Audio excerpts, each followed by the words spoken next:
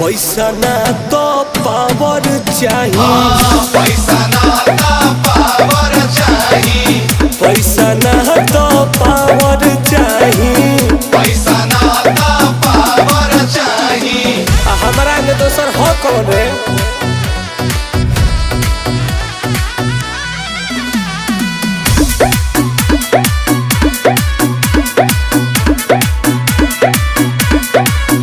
सब रुपया